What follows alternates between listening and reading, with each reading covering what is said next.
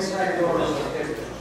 La primera conclusión es que hoy, los que estamos aquí, salimos de esta sala, de este congreso, más convencidos que cabe, de que tenemos razón y tenemos razones para seguir peleando y exigiendo que se repare el daño que nos han infligido. El daño, además del económico, es un daño moral al habernos desposeído de nuestros ahorros y presentarnos a la sociedad como listillos, incultos y aprovechadores. Lo que nos ha dejado desde el primer momento de la intervención en una indefensión total y absoluta frente al aparato del Estado, frente a los aparatos del Estado.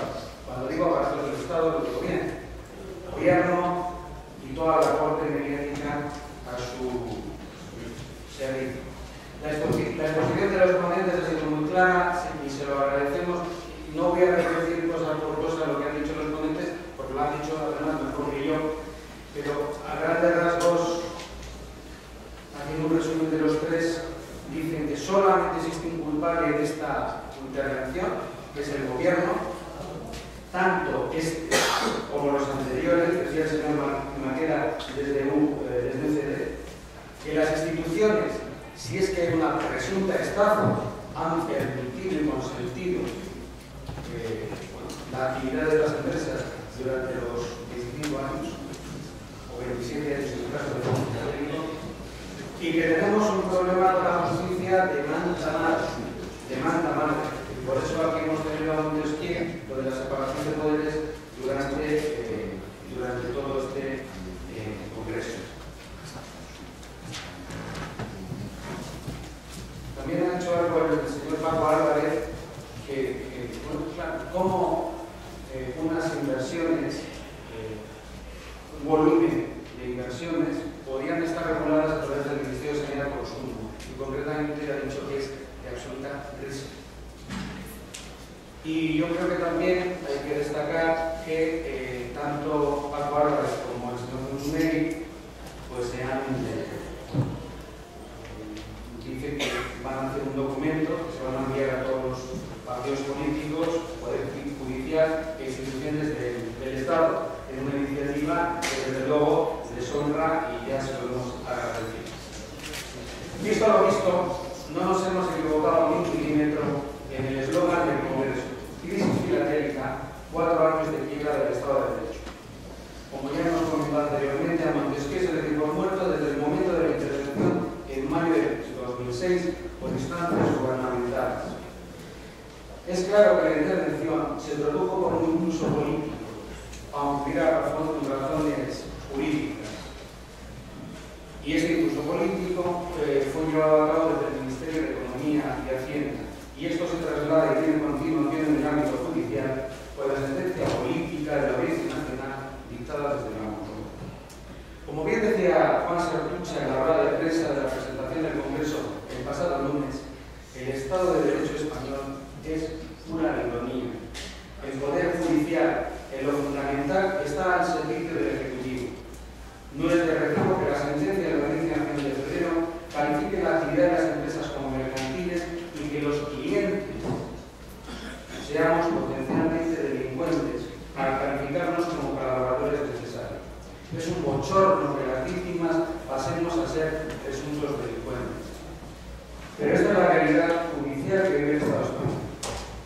El que se pueda hacer justicia en un caso no depende de los hechos probados y argumentos jurídicos, sino de la presión que puede ejercer el Ejecutivo sobre el magistrado o magistrados que toquen en suerte y, claro está, el interés que tenga el Ejecutivo en el asunto.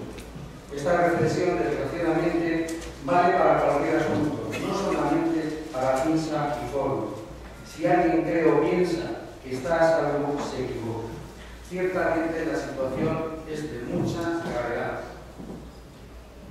Es demoledor que 4 años más tarde el proceso penal esté atascado. Los abogados nos han dicho, bueno, esto lleva su ritmo, pero es que 4 años más tarde el proceso penal está atascado. Si los encausados son culpables, no pueden estar campando a sus anchas.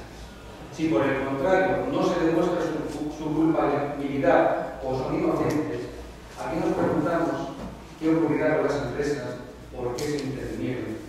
Hace unos días hemos conocido la sentencia del caso de Bucaria. Aunque evidentemente no son iguales o comparables, también se intervino a través de un impulso político y en el cierre de un medio de comunicación. Y años más tarde son declarados inocentes todos los encausados. En primera instancia, como ha dicho Carmen, la sentencia no es firme. Es por eso que exigimos de la Administración de Justicia la agilización del ámbito penal. Nosotros los afectados, los 470.000 afectados, tenemos que exigir de la justicia la agilización del ámbito penal. Ahora el tema se acaba con el procesamiento del juez Garzón, encargado del juzgado que lleva forma. Veremos qué ocurrirá con los asuntos que tramita y qué dilación puede tener el caso. En definitiva, no podemos esperar más tiempo. No podemos. Los afectados y afectadas necesitamos respuestas y soluciones. Si son culpables los directivos también se fueron a la cárcel. Y si son inocentes, que reparen los daños causados. Y yo creo que lo estoy diciendo es una barbaridad. También el Poder Legislativo está al cargo del Gobierno. Como se ha demostrado, cuando algún grupo político ha tomado la iniciativa para paliar el daño producido a los afectados y afectadas, el grupo que sustenta el Gobierno lo ha rechazado.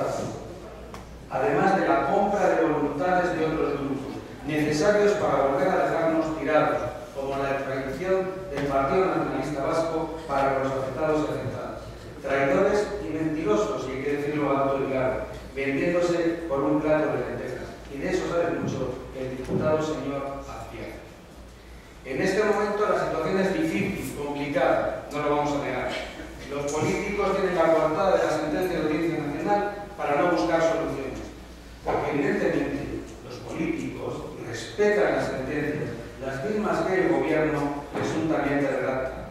Y si no hay más que ver que la sentencia del Tribunal Constitucional sobre el Estatuto de Cataluña, no hay más que ver esa sentencia, sin entrar al fondo, si se está de acuerdo o no se está de acuerdo. No hay sentencia del Estatuto de Cataluña, mientras que aquella no avale lo que el Gobierno quiere que diga la sentencia. Y hablamos del más alto tribunal.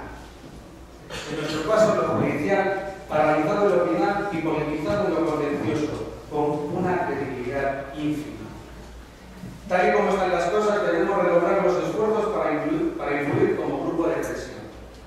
Esto es fácil decir, pero claro, esto es muy difícil hacer, porque supone un esfuerzo grande y unir fuerzas. Aun siendo difícil, esto solo depende de nosotros y nosotras, sin echar la culpa a nadie más.